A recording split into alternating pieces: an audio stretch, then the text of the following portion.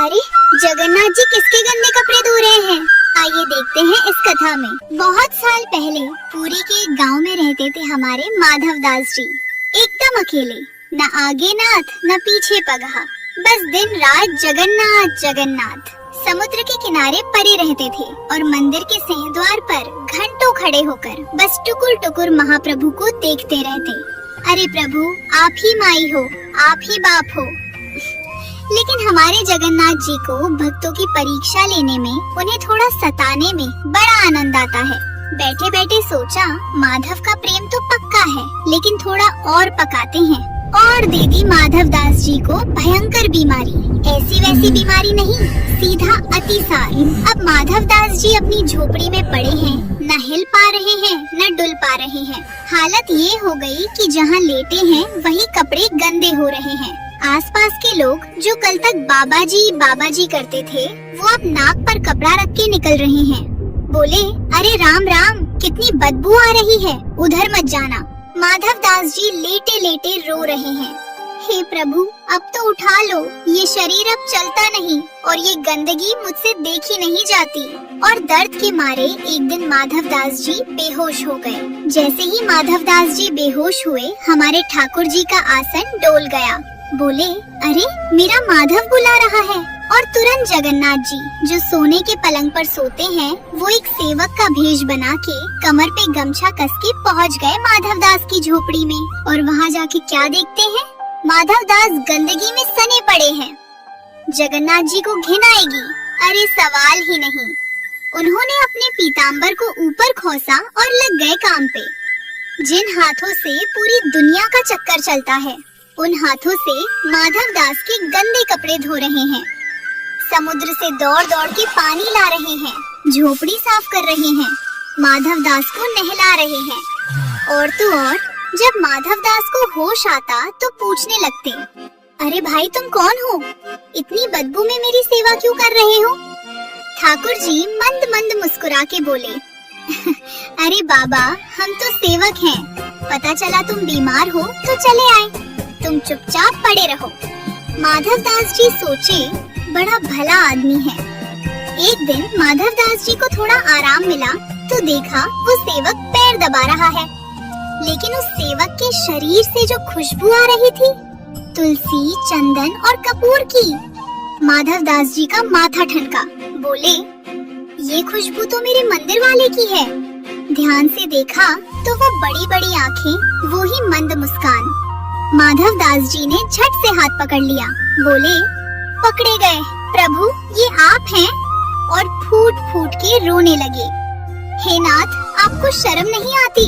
आप त्रिभुवन के मालिक होके मेरे गंदे कपड़े धो रहे हो, मेरी गंदगी साफ कर रहे हो। मुझे नरक में डाल देते, पर ये पाप क्यों चढ़ा रहे हो मेरे सर पे? जगन्नाथ जी हंस के बोले, अरे माधव, भक्त और भगवान में काहे का ऊंच नीच? जहाँ मेरा भक्त वहाँ मैं। माधव दास जी बोले, वो सब तो ठीक है, पर आप तो सर्वशक्तिमान हैं। चाहते तो एक चुटकी बजाते मेरी बीमारी गायब हो जाती। खुद गंदे कपड़े धोने की क्या जरूरत थी? अब जगन्नाथ जी बोले, अरे माधव, तुम नहीं समझोगे, ये कर्म का नियम है। मैंने सृष्टि बनाई है तो नियम तो मुझे भी मानना पड़ेगा। ये तुम्हारे पिछले जन्म का कोई पाप था जो इस बीमारी के रूप में कट रहा है। माधव दास बोले, तुम मिटा देते इसे। ठाकुर जी बोले, अरे मिटा तो देता, पर फिर ये उधारी रह जाती और इस उधारी को चुकाने के लिए तुम्हें फिर से जन्म लेना पड़ता, फिर से माँ के पेट में उल्टा लटकना पड़ता। और मैं नहीं चाहता कि मेरा भक्त, जिसने मुझे इतना प्रेम किया, वो सिर्फ एक बीमारी भोगने के लिए फिर से जन्म ले। इसलिए सोचा, चलो मैं ही सेवा कर देता हूँ, तुम्हारा हिसाब किताब यही बराबर कर देते हैं। माधव दास जी सुन के सन्न रह गए। बोले, प्रभु, आप मेरे लिए इतना कष्ट सह रहे हैं? नहीं नहीं, अब आप यहाँ नहीं आएंगे, अब आप सेवा नहीं करेंगे, मुझसे ये पाप और नहीं होगा। जगन्नाथ जी बोले, लेकिन माधव, अभी तुम्हारे कर्म के 15 दिन और बचे हैं, 15 दिन तो भुगतना ही पड़ेगा। माधव दास जी जिद पे अड़ गए। 15 दिन क्या, 15 युग भुगत लूंगा, पर आपसे पैर नहीं दबवाऊंगा। आप जाओ यहाँ से। ठाकुर जी बोले, अच्छा, बड़ी जिद है तुम्हारी। ठीक है, तुम मेरी सेवा नहीं लेना चाहते ना, तो एक काम करते हैं, तुम्हारी 15 दिन की बीमारी हम ले लेते हैं। खुश? इससे पहले कि माधव दास कुछ बोलते, ठाकुर जी वहाँ से गायब और इधर माधव दास के शरीर में बिजली दौड़ी। एकदम चंगे हो गए, खड़े होके नाचने लगे। अरे मैं तो ठीक हो गया। दौड़े दौड़े मंदिर गए कि प्रभु को धन्यवाद करूं। मंदिर पहुँचे तो देखा सन्नाटा है। पंडा पुजारी मुंह लटकाए बैठे हैं। माधव दास बोले, अरे दरवाजा क्यों बंद है, दर्शन करने दो। पुजारी बोले, क्या दर्शन करोगे माधव? महाप्रभु को 104 डिग्री बुखार चढ़ गया है। अभी राजा को सपना आया है कि प्रभु ने अपने भक्त की बीमारी ले ली है। अब वो 15 दिन तक रजाई ओढ़ के सोएंगे, काढ़ा पिएंगे। माधव दास जी वही सिंह द्वार पर पछाड़ खा के गिर पड़े। हाँ राम, मेरी बला अपने सर ले ली। और तभी से ये नियम बन गया। आज भी साल में एक बार स्नान यात्रा के बाद जगन्नाथ जी बीमार पड़ते हैं। इसे अनसर कहते हैं। 15 दिन तक मंदिर बंद रहता है। भगवान को बुखार आता है, वैद्य आते हैं, काढ़ा पिलाया जाता है, फलों का रस भोग लगता है। और 15 दिन बाद जब ठाकुर जी ठीक होते हैं तो अंगड़ाई लेके कहते हैं, अरे बहुत दिन हो गए कमरे में पड़े पड़े, बड़ा मन ऊब गया है, चलो अब रथ निकालो, हम घूमने जाएंगे।